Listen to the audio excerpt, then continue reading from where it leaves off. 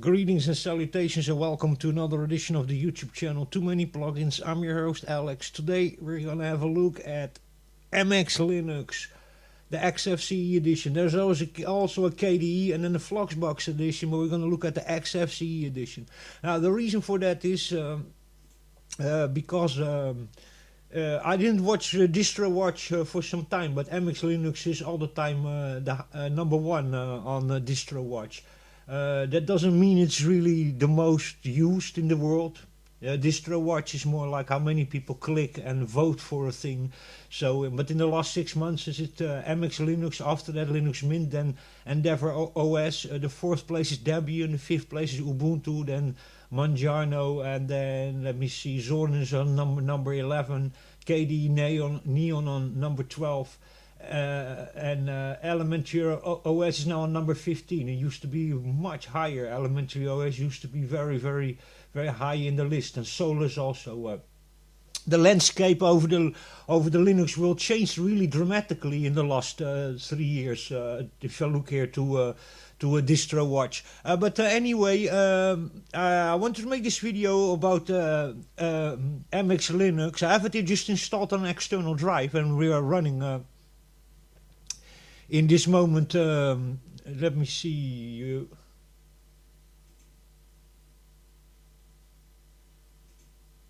Yeah, we are in this moment. We are running MX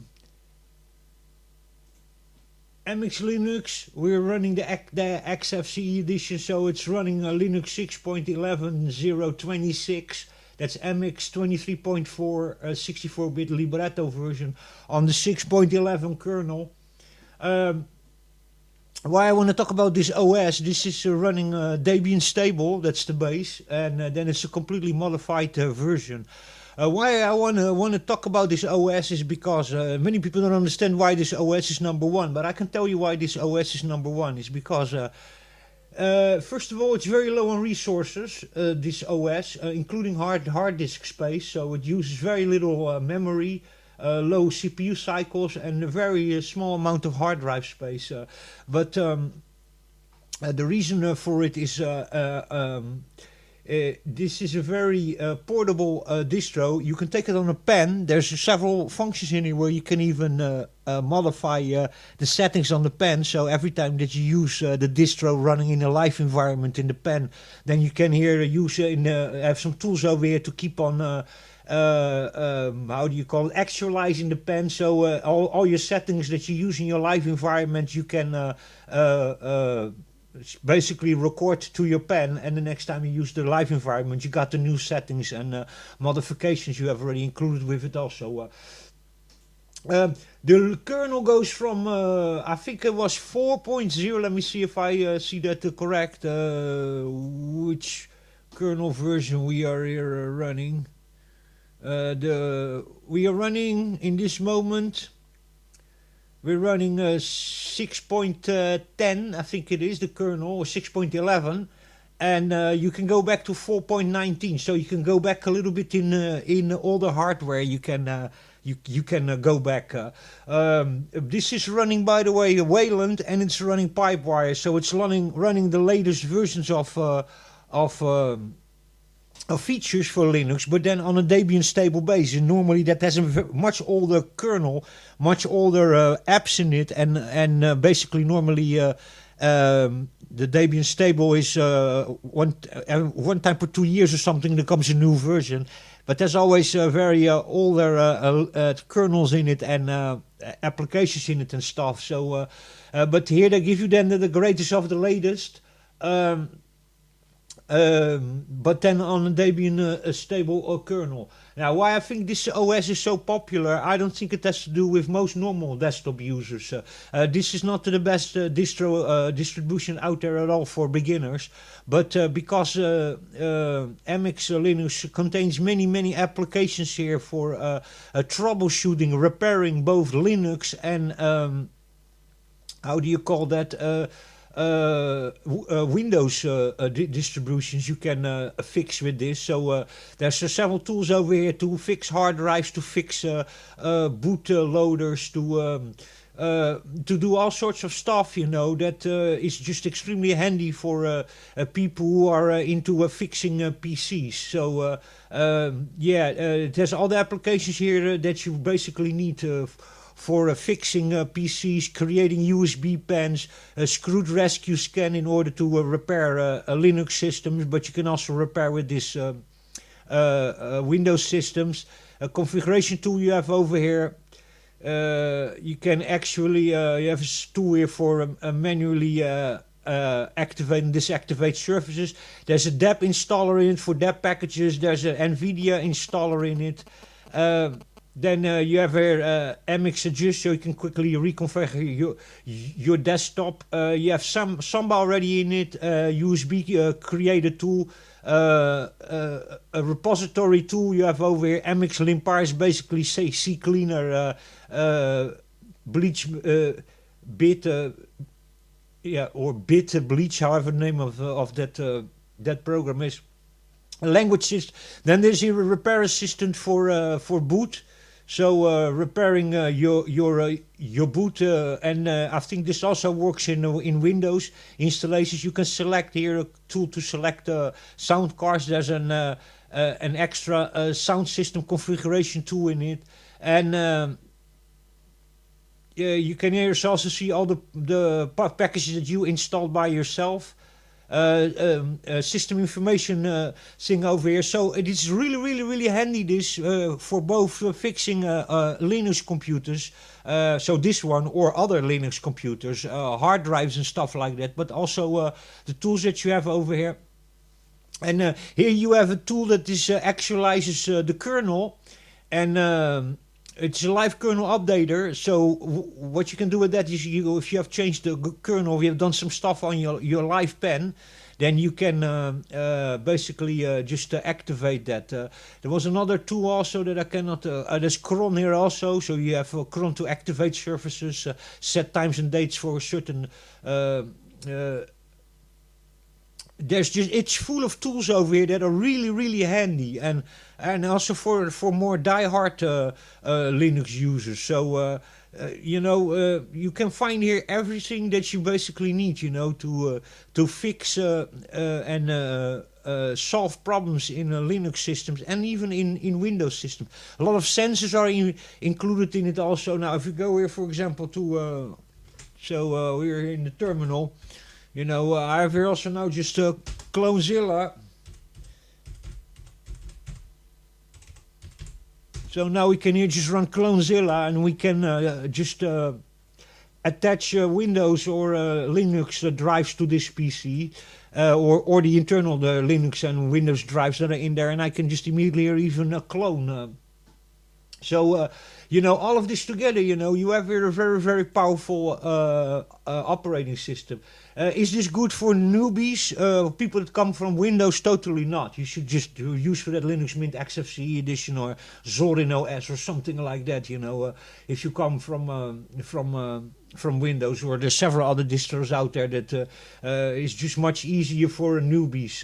This is all a little bit duct taped together. This reminds me very much here also all the processes you can see here, what's going on over here, hard drive. So you have a H-top over here, see some, then you have your CPU and your uptime, you have the time and the date over here. And normally, by the way, this menu is normally over here, so on the side, but with the MX tool you can just change that. So the Conky MX, and then you have that other tool over there. Which one was that? Let me see if I can find that.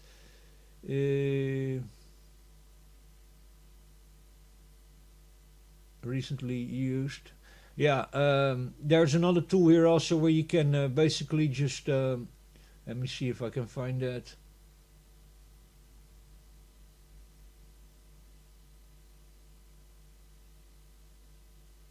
MX adjust over here for changing your desktop and your start menu to other places.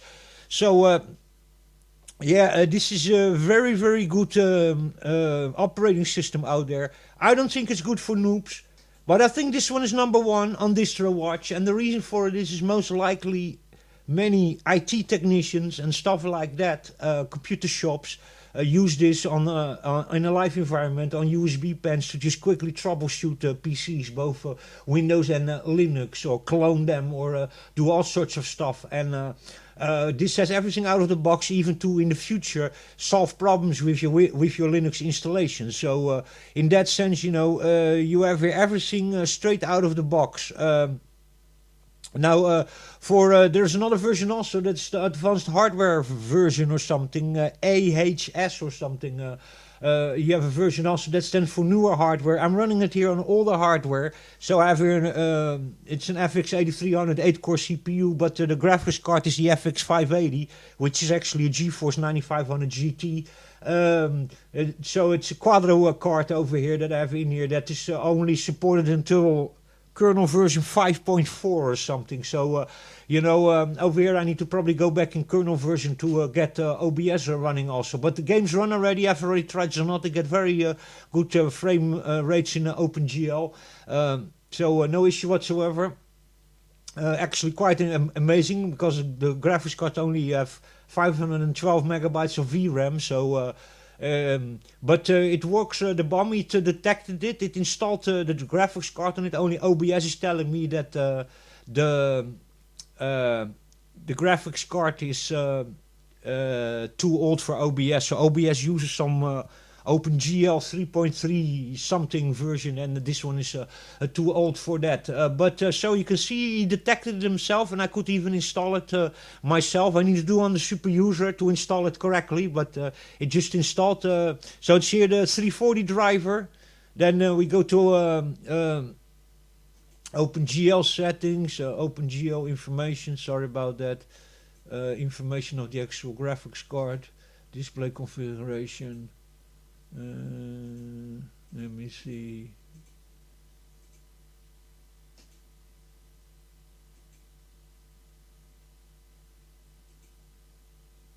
So yeah, it is just totally working, no issue whatsoever.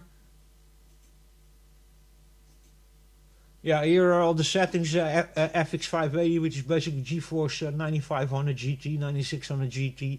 So 512 megabytes. How many CUDA cores? We have only 32 CUDA cores over here.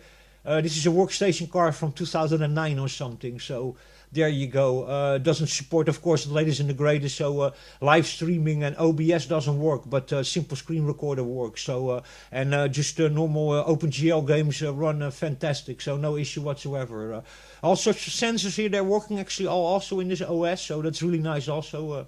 All the sensors that I tested over here. So yeah, even for students, people are into hardware and software, doing lessons or workshops, or schools and university, I can totally understand why MX Linux is #1, because even for those kinds of systems and people, this is a very portable, very easy to deploy OS with a lot of tools already integrated in a very small installation, by the way, only 2.3 gigabytes, and you get all these tools in it.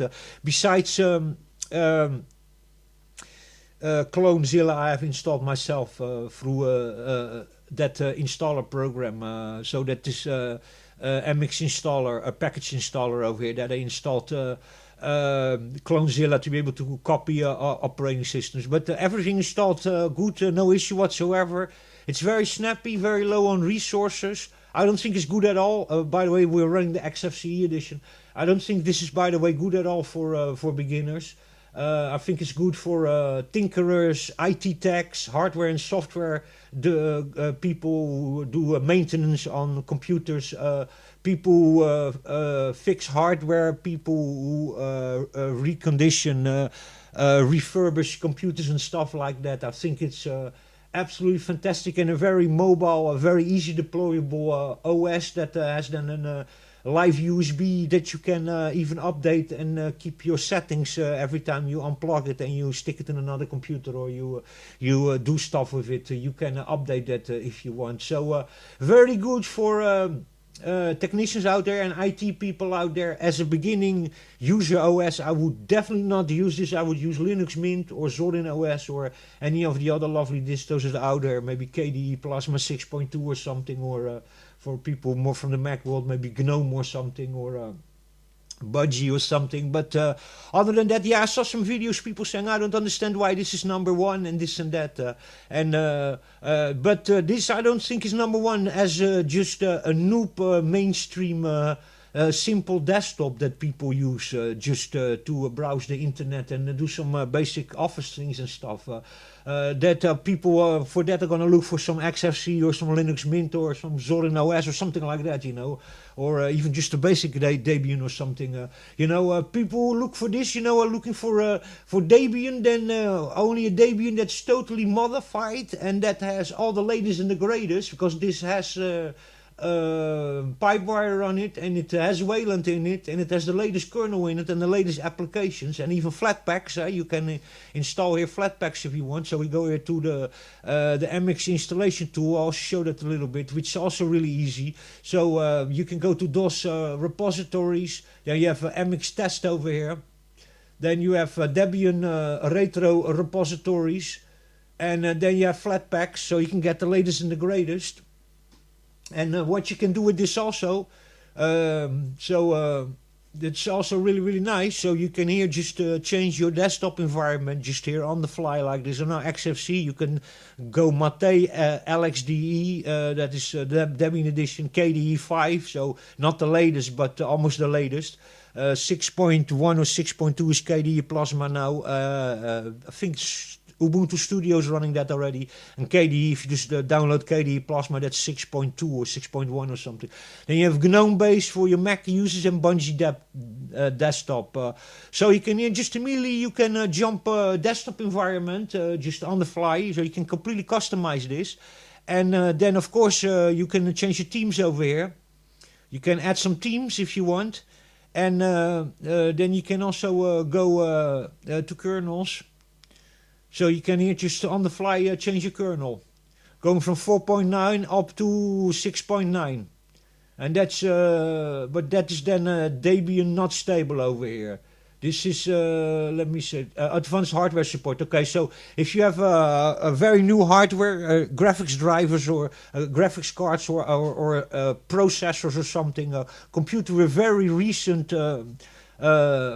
hardware in it, then you should install these advanced hardware support Linux kernels over here if you want to have the support for the latest and the greatest hardware. But if you're on older stuff like I am, then you can just stay on this over here on these terminals. I have to, by the way, go down here probably to 4.9 or 4.19 to get OBS working with my graphics card.